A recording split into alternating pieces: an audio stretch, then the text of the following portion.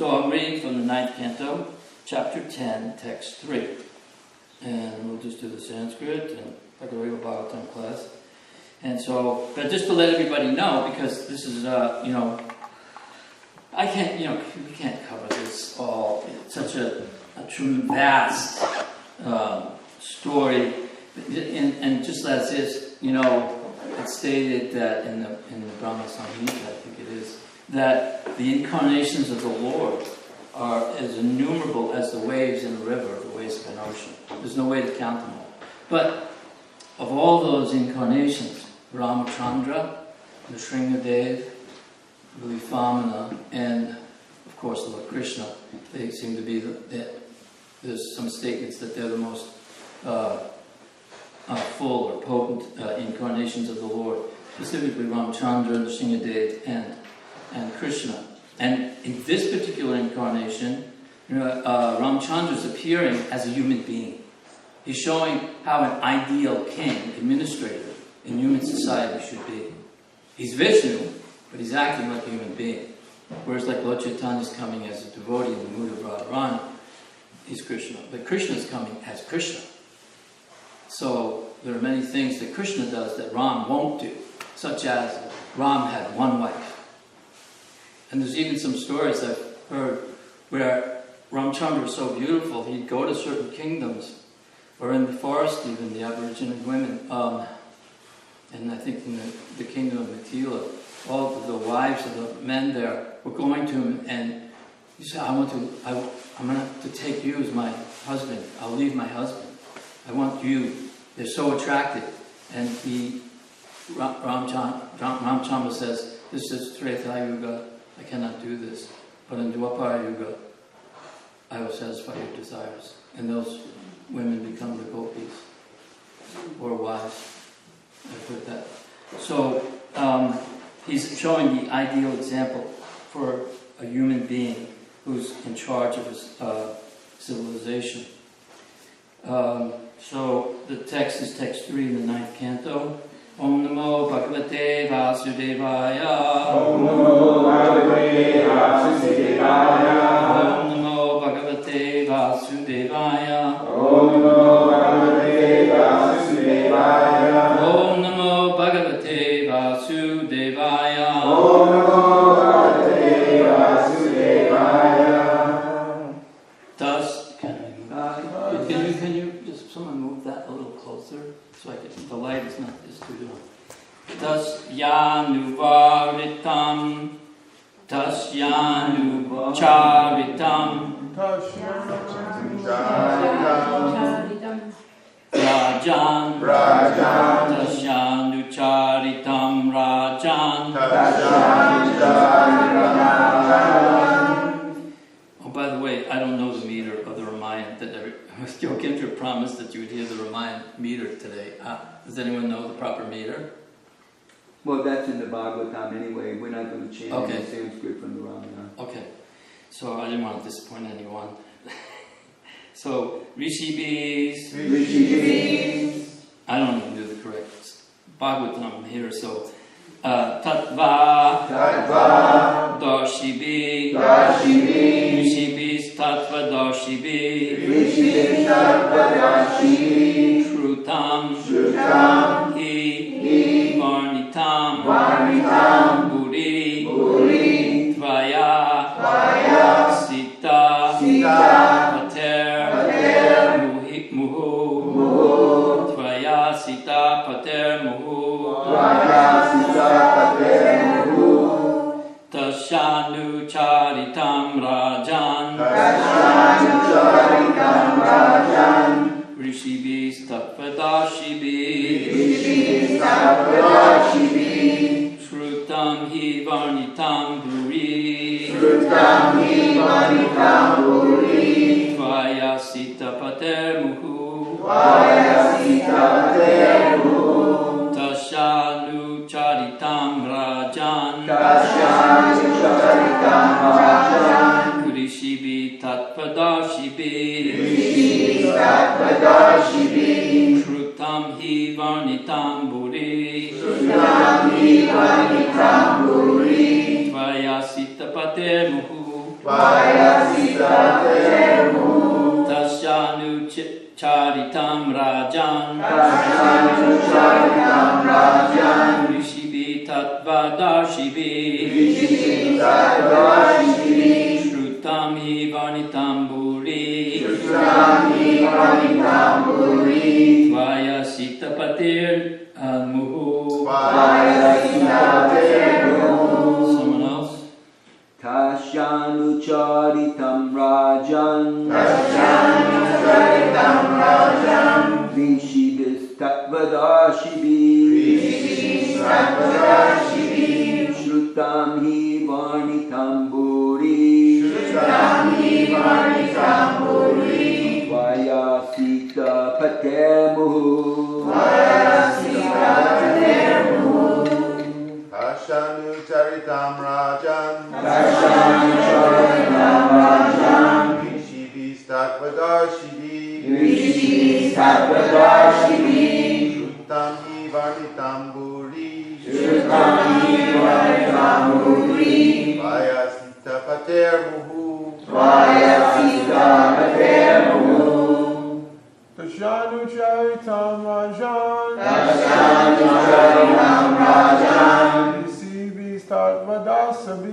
Rishibis Tattva-Darshibi, Shrutam Hi Varnitam Buri, Tvaya Sita Pater Muhu. Ladies. Tasyanu Charitam Rajan,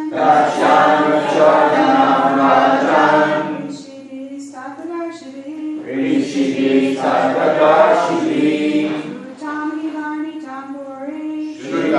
Hi Varnitam Buri, Tvaya Sita Pater Muhu, Tasyanu Charitam Rajan,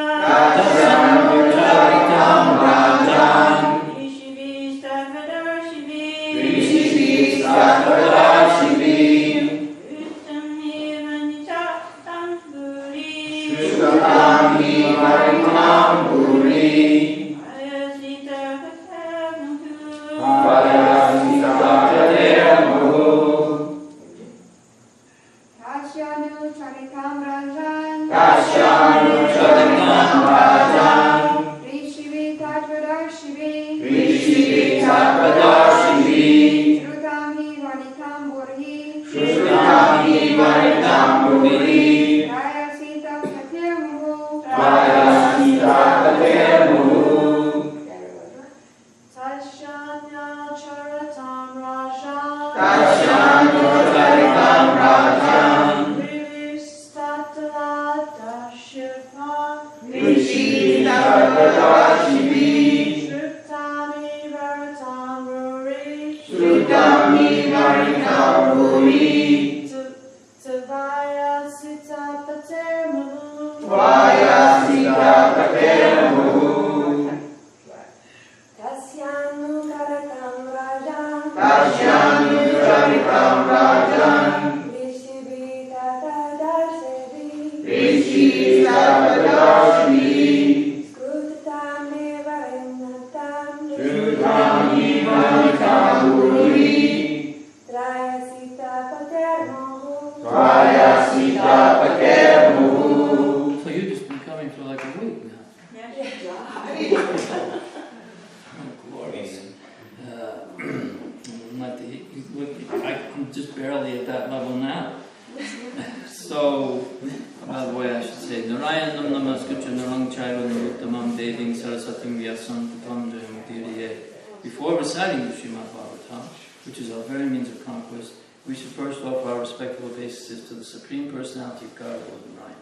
To Narayan Rishi, the Supremest Human Being, Mother Saraswati, the Goddess of Learning, to Srila Vyasadeva, the author, to Srila Prabhupada, our spiritual master and founder of Charity. Nama Om Vishnu Vidaya Krishna Vistaya Bhutale Srimati Bhakti Vedanta Swami Namani Namaste Saraswati Deve Gauravani Vachanine Nivasesha Sundivada. So I'd like to thank everyone for being here. I'd also like to thank that the deities were dressed beautifully today, as they always are. I think that Mother Suchitra Dikonitai and Shamalota Prabhu did Talavana a very nice job. Thank you. So the translation. We have to do word for word, right? Okay. Tasya. Of him. The Supreme Personality of Godhead, Lord Ramachandra and his brothers. Anucharitam. Transcendental activities. Rajan. O King. Maharaj Parikit. Rishi B. By great sages or saintly persons. Tattvadarshi B. By persons who know the absolute truth. Shrutam. Have all been heard. He. Indeed. Varnitam. As they have been so nicely described. Puri. Many. Kaya. By you. Sita Pate. Of Lord Ramachandra, the husband of Mother Sita. Mahu. More than often. So before I read the translation, I want to just point out that I was going to do this at the end, but just to give the carrot to the stick, on the stick, the benefit of listening to the pastimes of Lord Ramachandra, as spoken by Sukadeva Goswami to Maharaj Parikit, is this. O great King Parikit, anyone who orally receives the narrations concerning the characteristics of Lord Ramachandra's pastimes will ultimately be freed from the disease of envy, and thus be liberated from the bondage of fruitive activities. There's a very nice purport there. And this is in text 23 in chapter 11. So I always like to know what the benedictions are, besides other than the fact that you're hearing the transcendental pastimes of the Supreme Personality of Godhead. You get a little extra motivation there. So I'll read the translation, then you can repeat. O King Parikit. The the transcendental activities activities of Lord Ramachandra of Lord Ramachandra have been described have been described by great saintly persons by great saintly persons who have seen the truth. who have seen the truth, Because you have heard again and again because you have heard again and again about Lord Ramachandra, about Lord Ramachandra, the husband of Mother Sita, the husband of Mother Sita. I shall describe these activities I shall describe these activities only in brief. only in brief. Please listen. Please listen. O King Pariksit, the transcendental activities of Lord Ramachandra have been described by great saintly persons who have seen the truth. Because you have heard again and again about Lord Ramachandra, the husband of Mother Sita, I shall describe these activities only in brief. Please listen. Purport by Srila Prabhupada, our spiritual master. Modern Rakshasas, posing as educationally advanced merely because they have doctorates, have tried to prove that Lord Ramachandra is not the Supreme Personality of Godhead, but an ordinary person. But those who are learned and spiritually advanced will never accept such notions. They will accept the descriptions of Lord Ramachandra and his activities only as presented by Tattvadarshis, those who know the absolute truth. In Bhagavad Gita 4.34, the Supreme Personality of Godhead advises, Tadvidi paripaptena parisprasena sevaya upadekshanti te jnanam jnaninas tattvadarshana. Just try to learn the truth by approaching a spiritual master.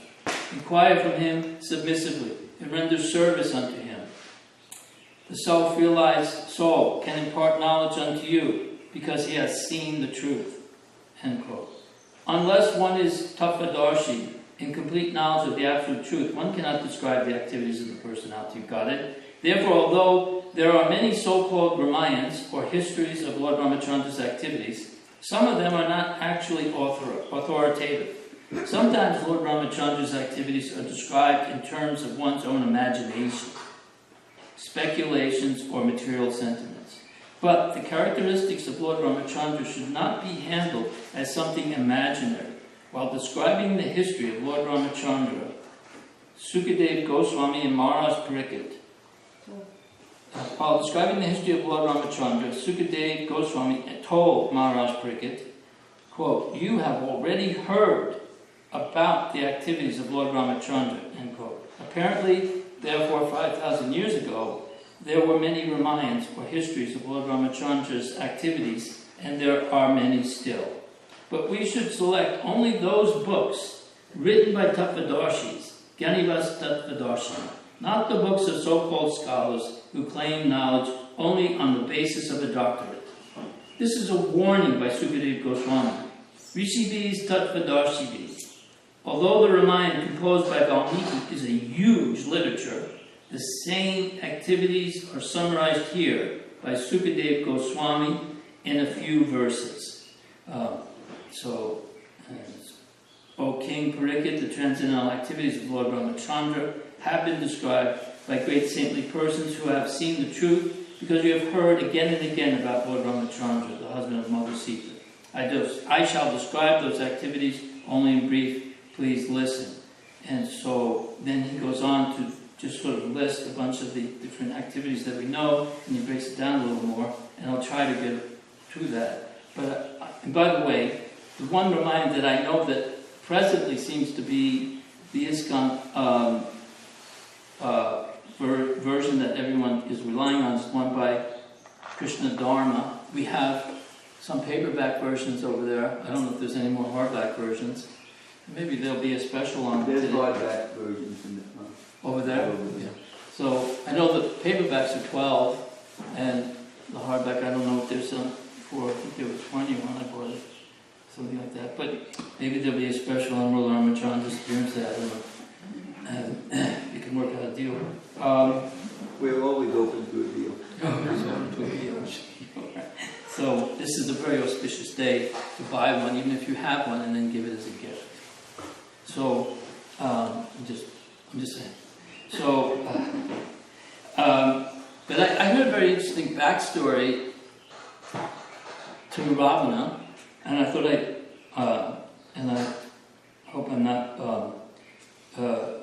I know that Yogendra Prabhu will be giving a discourse on Sunday feast. Well, there's plenty. Just go on. Okay, so Say whatever. all right. So I heard this a lecture by Radhanath Maharaj. So that's my source, and he was telling about how it is that Ravana and Kumbhakarna and then Vibhishan had achieved these boons from Lord Brahma.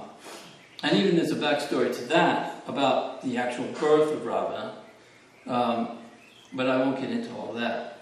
But at one point, though, I will say this, that the mother of Ravana's stepbrother, his father had a son by another wife, and that son was Kuvera.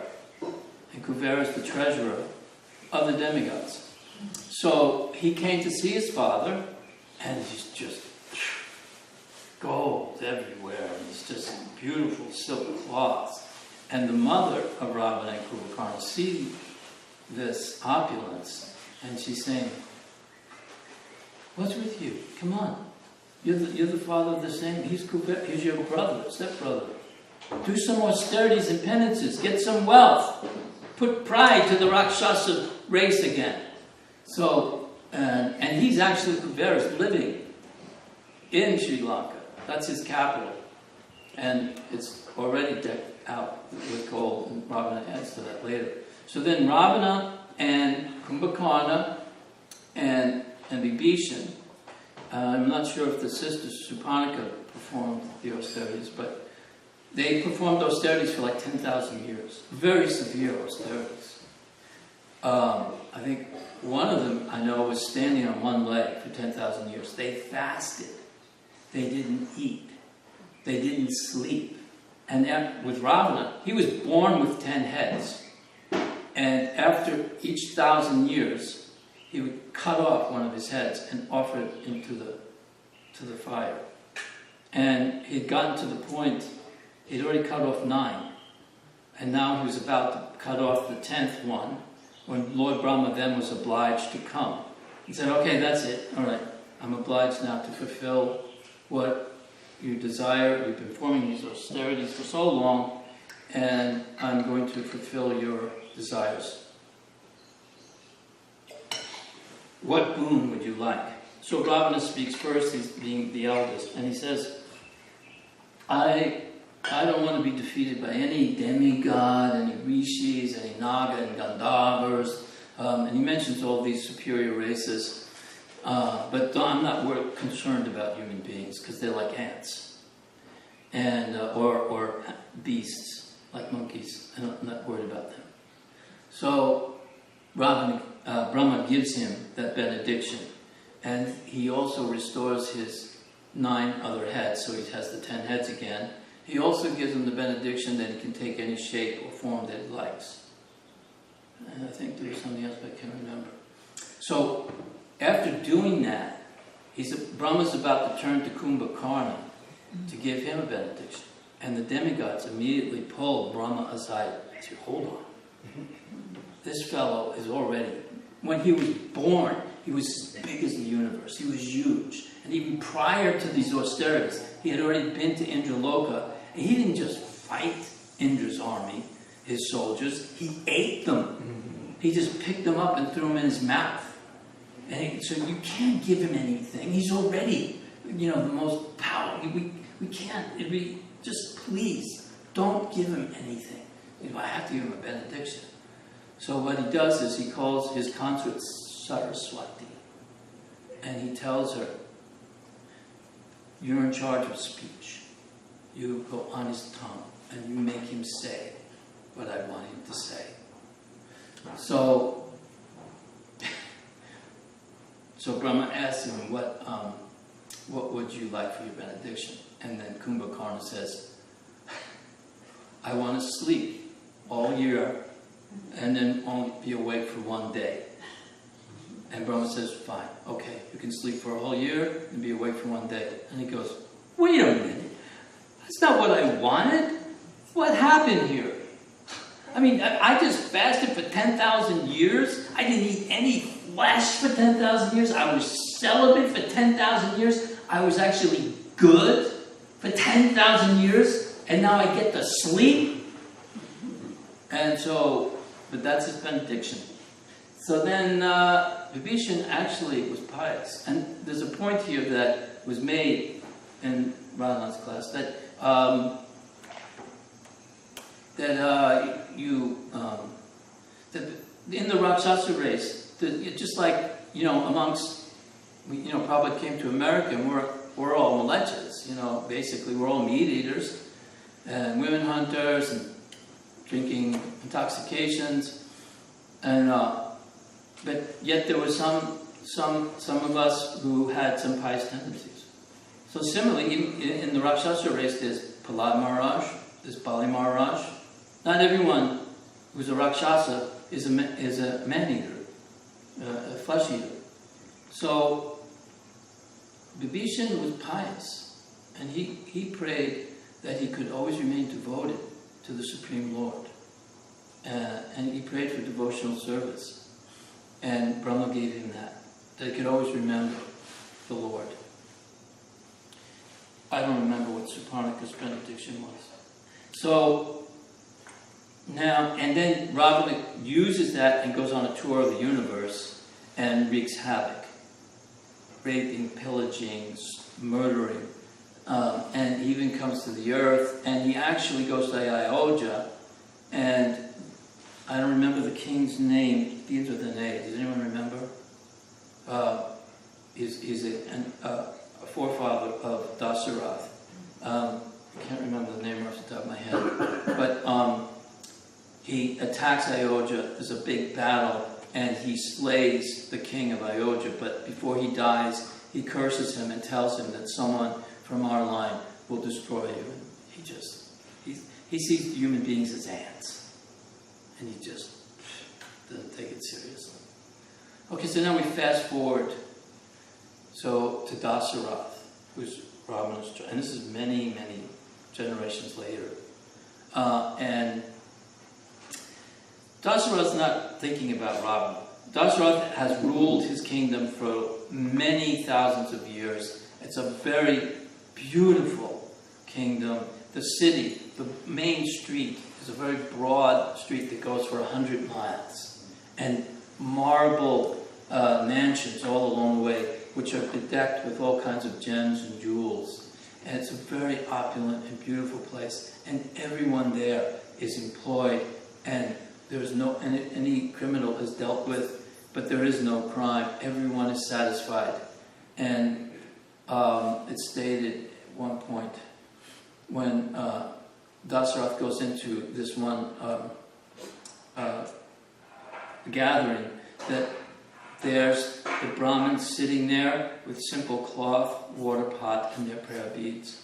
The Kshatriyas are all have their armor and gold with their swords.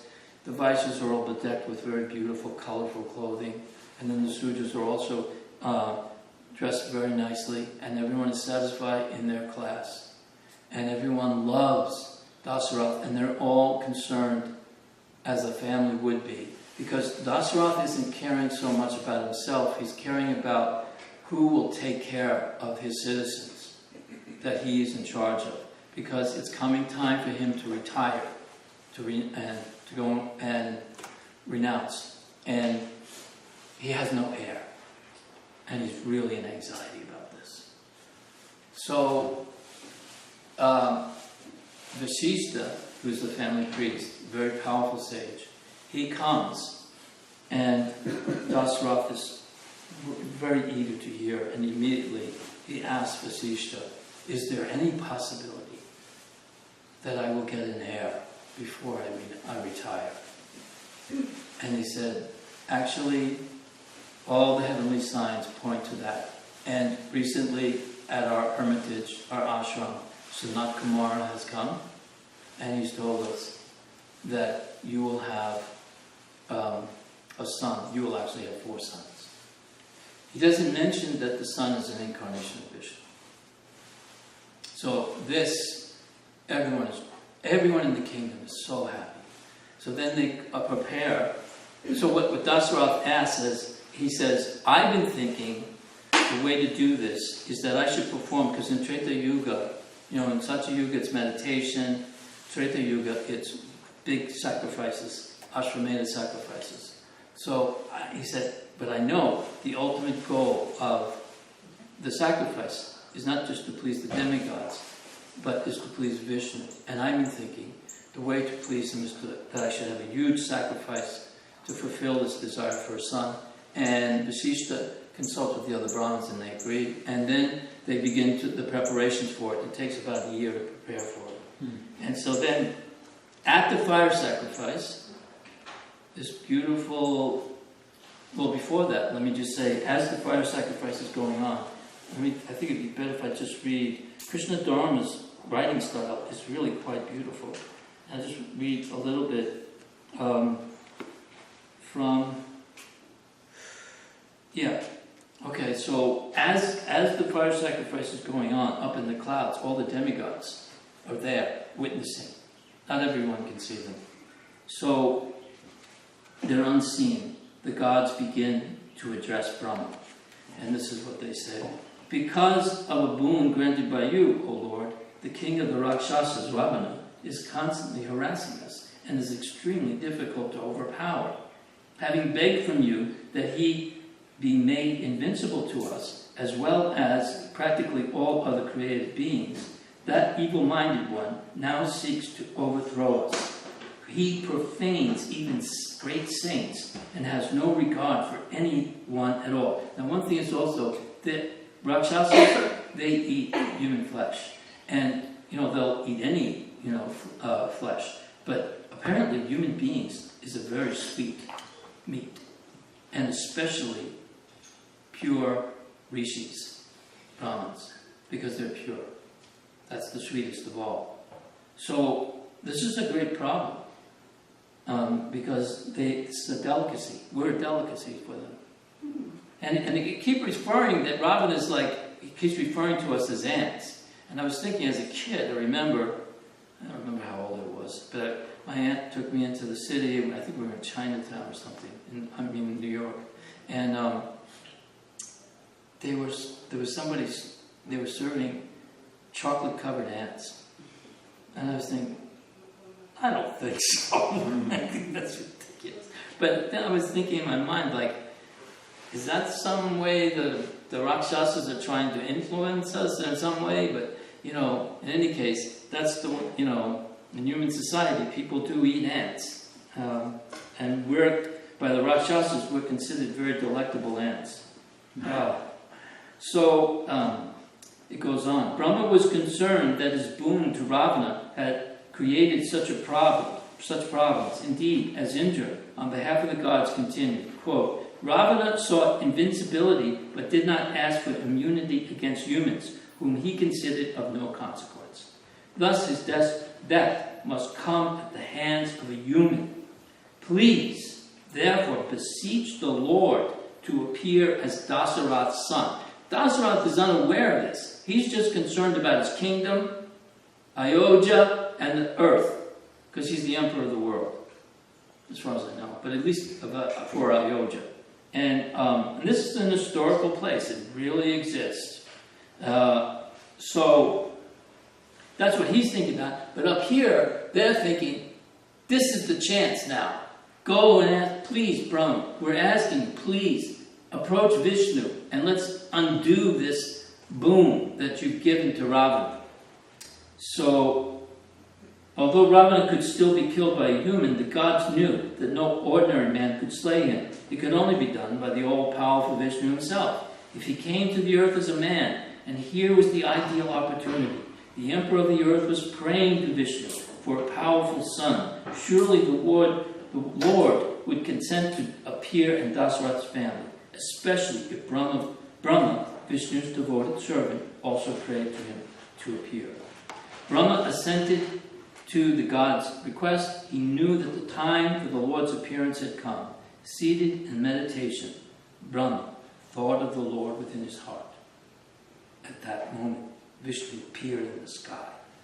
Only the god saw him as he descended upon the back of his eagle carrier, Garuda. His beautiful body was blackish. and he shone with a brilliant luster. He was dressed in yellow silk and a garland of blue lotuses.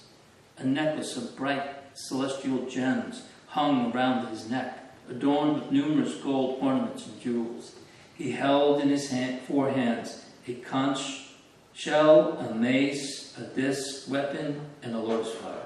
Gracefully descending, he sat amid the gods as they worshipped him with hymns and prayers. Brahma addressed Vishnu in a reverential tone. O Lord, here is the worthy Dasarath praying for a son. All the worlds are sorely afflicted by the evil Rakshasa Ravana, who must be slain by a man. Be pleased, therefore, to take birth as Dasarath's son, appearing in a human form. Please dispatch Ravana in an encounter, and save the world from their suffering. Vishnu smiled at the gods. He spoke reassuringly in a voice deep like the rumbling of thunderclouds. No, I can't sound like a thundercloud. But, O gods, give up all fear. Along with my own expansions, I shall soon be born as 4 sons of Dathara. I myself appear as his eldest son, and my personal weapons will incarnate as my brothers. After annihilating Ravana and his demon hordes, I will remain on the mortal plane, ruling the globe for 11,000 years. So that there you have it. That's the arrangement. And so then suddenly there arose from the sacrificial fire, this is the point, a beautiful personality form. Everyone watched in wonder, because after he says that, Vishnu disappears. He leaves. And so now, back on Earth, on the terrestrial plane, they're unaware of all this happening up in the heavens. Everyone watched in wonder as he descended near the king. This celestial personality comes out of the flames. He remained slightly above the ground. In his hands, he held a golden bowl filled with celestial ambrosia. He spoke to Dasarath in a verse resounding like a kettle drum. O king, know me to be a messenger of the Lord, of all creating beings, Vishnu. Please accept my heartfelt welcome, O divine one. And replied the king with his palms joined. What shall I do for you? By worshipping the gods in sacrifice, you have received this reward, said the messenger. Take now this ambrosia, prepared by the gods, which will bestow upon you the offspring you desire. Give it to your wives, and through them you will soon secure 4 celestial sons. So be it. So he does this, and as Yogesh Prabhu mentioned this morning, he goes back to his quarters and he gives half to Kaushalya, his first wife. Then his favorite was the youngest, Kaikeyi. He gave half to her, and then those two gave half of each of their portions to Sumitra. And so from Kaushalya came Ram, Kaikeyi came Bharat, and then the twins, Lakshman and Shatrughna, came from Sumitra. And here it says, after deciding to incarnate in Dasarath's family, Vishnu summoned the gods and commanded them, soon my advent upon earth will occur. Assisted by all of you, I will crush the despicable Ravana. Foolishly, that evil one did not ask immunity from humans or animals, considering both to be entirely powerless in the face of his strength. As promised, I will descend as a human. O Without leaving your posts as universal controllers, you are capable of expanding yourself onto earth. You should therefore appear in the world as powerful monkeys. So Vishnu's plan for the protection of the worlds was unfolding. The gods took birth as monkeys who had strength equal to their godly power. In other words, Indra was as powerful as Indra. And Surya was as powerful as Surya, and so on. They could assume various forms as well, at will. They were gallant, as swift as the wind, highly intelligent, and practically invulnerable in battle. The earth became populated with millions of huge monkeys who, in the way of the gods, grew up as soon as they were born. As haughty and as strong as lions and tigers, they roared loudly and sprang about fearlessly. They were headed by Vali, the expansion of Indra, and by Sugriva, the expansion of Surya. Fearful in appearance, they thronged the peaks of the mountains and resided in great forests. When they came together, they appeared like masses of clouds moving about on the surface of the globe. So, the scene is set. Anyway. So, I just wanted to give a little backstory. Anyone have anything they'd like to say right now or ask a question? What time is it? It's 25 after. I'll read the very next verse that was after the original one that I read. This is one of that gives a list of all of Ramachandra's activities. To keep the promise of his father intact, Lord Ramachandra immediately gave up the position of king and, accompanied by his wife, Mother Sita, wandered from one forest to another on his lotus feet, which were so delicate that they were unable to bear even the touch of Sita's palms. The Lord was also accompanied by Hanuman, or by another monkey, Sugriva, king of the monkeys, and by his own younger brother, Lord Lakshmana, both of whom gave him relief from the fatigue of wandering in the forest. Having cut off the nose and ears of Shurpanakha, thus disfiguring her, the Lord was separated from Mother Sita. He therefore became angry, moving his eyebrows and thus frightening the ocean, who then allowed the Lord to construct a bridge to cross the ocean. Subsequently, the Lord entered the kingdom of Ravana to kill him, like a fire devouring a forest. May that Supreme Lord Ramachandra give us protection. And then there's one more after that. In the arena of the sacrifice performed by Vishwamrita, Lord Ramachandra, the king of Ayodhya, killed many demons, rakshasas, and uncivilized men who wandered at night in the mode of darkness. Lord Ramachandra, who killed these demons in the presence of Lakshman, may he be kind enough to give us protection. O king, the pastimes of Lord Ramachandra are wonderful, like those of a baby elephant. In the assembly where Mother Sita was to choose a husband, in the midst of heroes of this world, he broke the bow belonging to Lord Shiva. This bow was so heavy that it was carried by 300 men. But Lord Ramachandra bent and strung it and broke it in the middle, just as a baby elephant breaks a stick of sugar cane. Thus the Lord achieved the hand of Mother Sita, who is equally as endowed with transcendental qualities of form, beauty, behavior, age, and nature. Indeed, she was the goddess of fortune, who constantly rests on the chest of the Lord. While returning from Sita's home, after gaining her at the assembly of competitors, Lord Ramachandra met Parasurama. Although Parasurama was very proud, having rid the earth of the royal order 21 times, he was defeated by the Lord, who appeared to be a Kshatriya of the royal order. And it goes on like this one story here with how Ram wins the hand of Sita. I've often thought that this would be a really nice little play. It wouldn't take a lot, but you see all these men carrying in this really, we can't have 300. We could carry in, make some paper mache, you carry it in, everyone's kind of like picking it up, straining it, putting it down on the thing. And then all these big, proud, men come walking in, very proud. I look at Prabhu, I look at Sita like that. very arrogantly, and then they go over and they can't even pick it up. They're getting hernias just trying to pick it up. Someone else actually even gets to move it, and then and they leave in great shame and humiliation.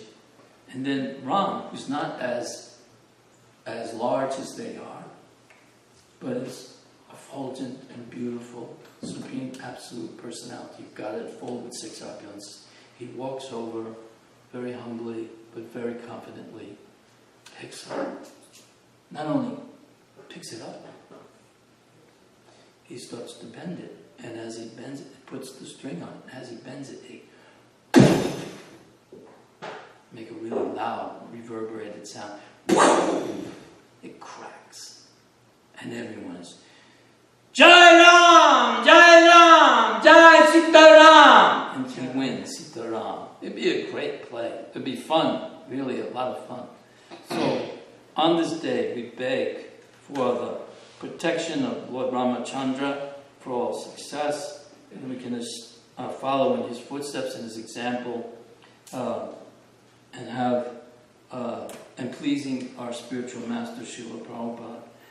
And there's so much more to talk about, but it's already now 8:30. I can continue reading if you like, or maybe some people would like to say some things. No? Yes? My memory isn't very good, but as I recall when I was reading that same book, the Ramaya, that you could see how it was destined for Ravan to have all these things happen, because he was doing all these horrific things to different personalities. I think it might have been Lakshmi. She was meditating on her Supreme Lord Vishnu. Yeah. And he even touched her hair. Yeah. And she just immediately, went into a fire. She cursed him, though, that I will come again within the earth. And of course it was from Sita. And then you see other things like with, he was cursed so many times like that with, like Yamaraj, he was going to kill. He was actually going to be able to defeat him. But then, it might have been one of the great Brahma came and said, no, it's not time yet, or something like that.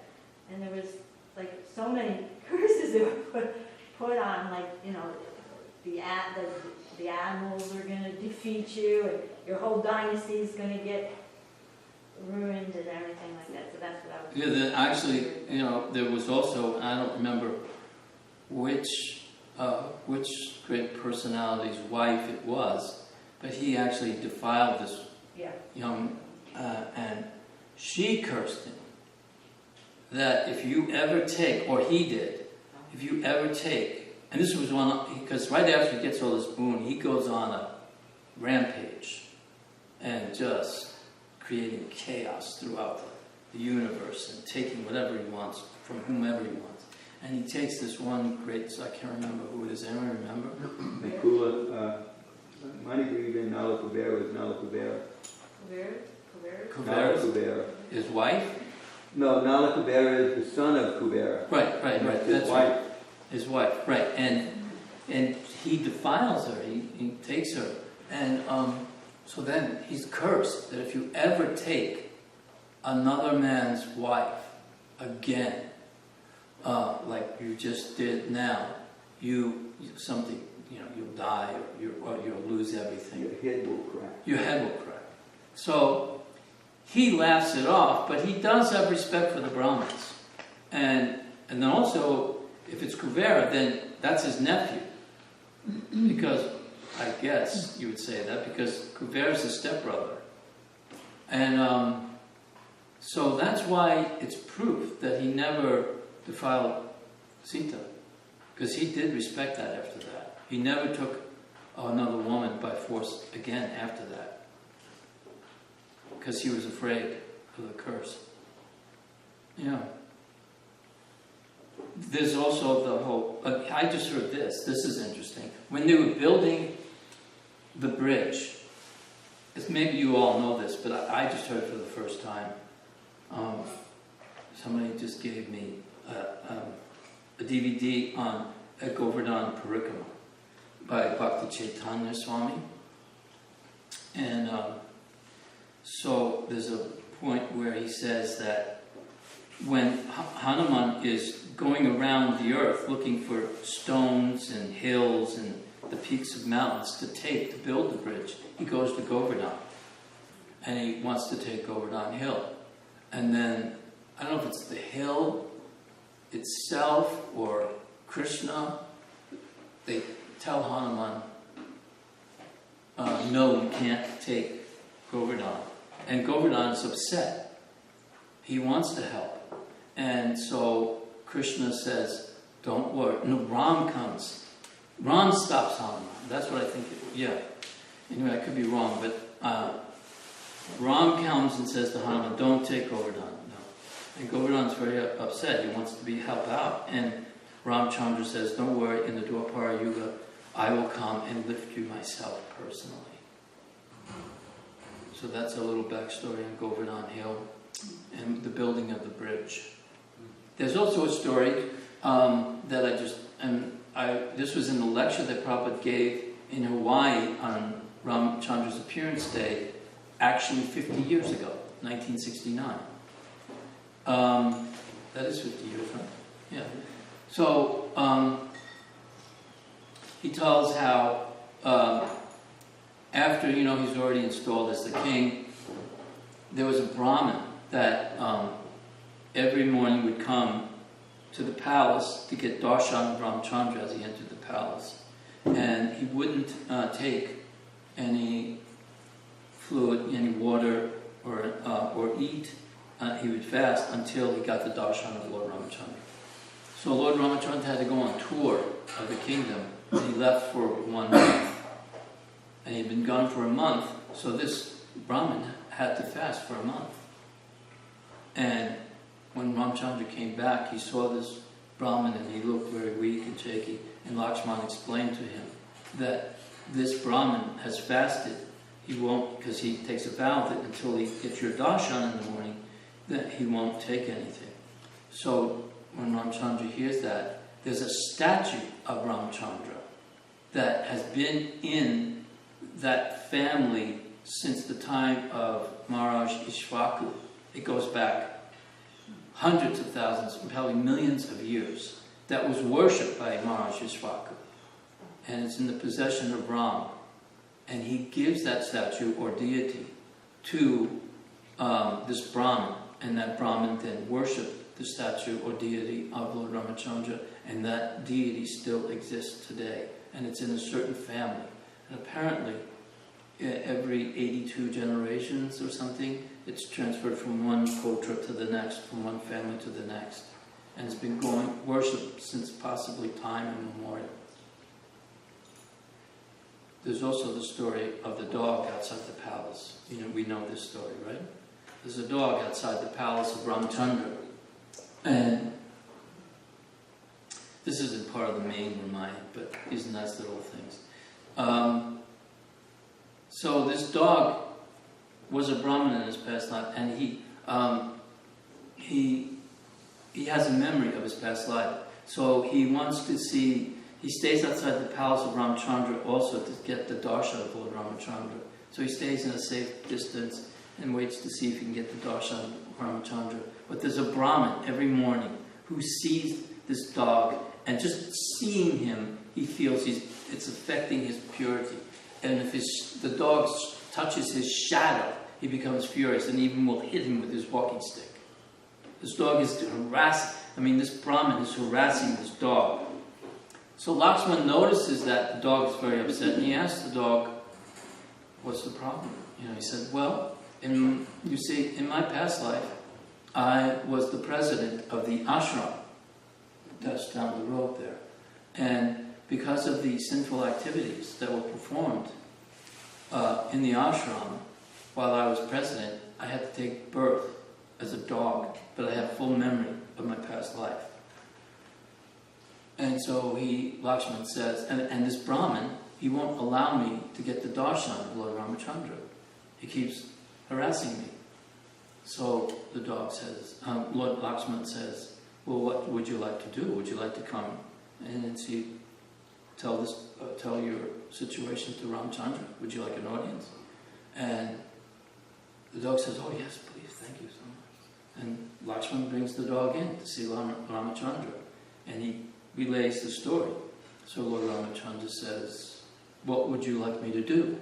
He said, "I would like you to appoint this Brahmin the president of the ashram down the road."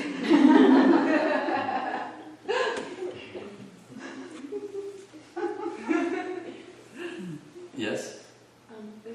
Would it be appropriate to ask if we can close today with you leading us in singing the Sita Ram? Oh, sure.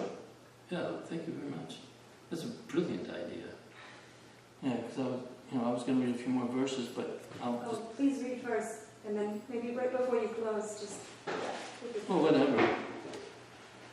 But I was going to mention one thing to Kara. Is she here? I'm here, too. Okay, well, I hate to tell you this, but your name is here.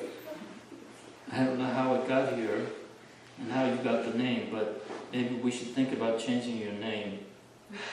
Yeah. I shouldn't probably say this in front of everyone. Sorry. But it's Sometimes spelled you say different. word. It's spelled different? It's spelled with a K there, I'm sure. You're talking about Cora, the brother of Robin. Kara is, Ravana has many, 14,000 friends headed by Kara, Trishira and Dusana. So, it's just a coincidence. I don't know. Yeah, it is spelled differently though. So anyway, She's Kara, not Kara. oh, that's right, you're Kara. Oh, you care. See, C-A-R. oh, so yeah, it's not the same. It's not. But when I first started, I thought, oh, I can't read that verse. Cares. She cares. She cares. She's not. No, I'm sorry. I apologize for even bringing it up. Okay. All right. So, but it was one of the next verses. Carrying out the order of his father, who was bound by promise to his wife, Lord Ramachandra, left behind his kingdom, opulence, friends, well-wishers, residents, everything else, just as the liberated soul gives up his life and went to the forest with Sita. While wandering in the forest, where he accepted a life of hardship, caring for his invincible bow and arrows in his hand, Lord Ramachandra deformed Ravana's sister, who was polluted with lusty desires, by cutting off her nose and ears. He also killed 14,000 Rakshasa friends, headed by Kara, not Kara, Trisira and Dusana. I do apologize. It has an H in it. I shouldn't have even gone there. Alright, so every endeavor is covered by some fall, just as fire is covered by smoke. So I've made a faux pas. O King Parikshit, when Ravana, who had 10 heads on his shoulders, heard about the beautiful and attractive features of Sita, his mind was agitated by lusty desires, and he went to kidnap her. To distract Lord Ramachandra,